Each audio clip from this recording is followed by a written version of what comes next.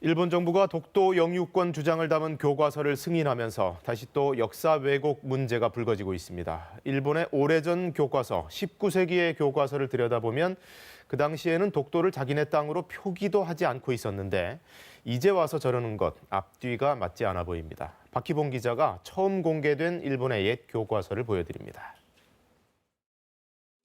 1897년에 발행된 일본 중학교과정의 지리부도입니다.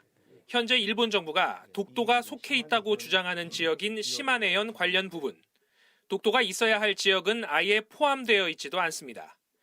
같은 해 발행된 지리교과서에서도 독도에 대한 언급은 찾을 수 없습니다. 옥기섬에 부속된 섬들을 이야기하고 있는데 여기에도 역시 독도가 없습니다.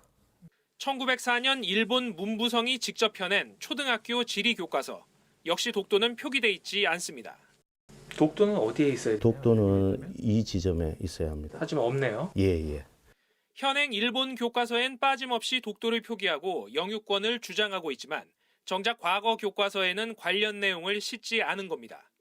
심지어 일본이 독도 영유권을 외교적으로 주장하기 시작했던 1952년 승인된 오사카 요미우리 신문사의 일본 지도에도 독도는 실리지 않았습니다.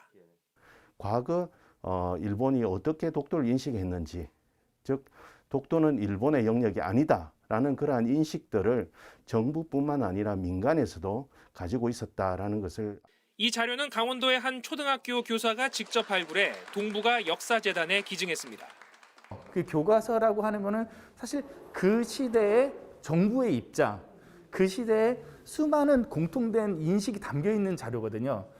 동북아 역사재단은 독도 관련 사료를 집대성한 독도 아카이브를 구축하는 등 일본 정부의 역사 왜곡에 대해 대응해 나갈 계획입니다.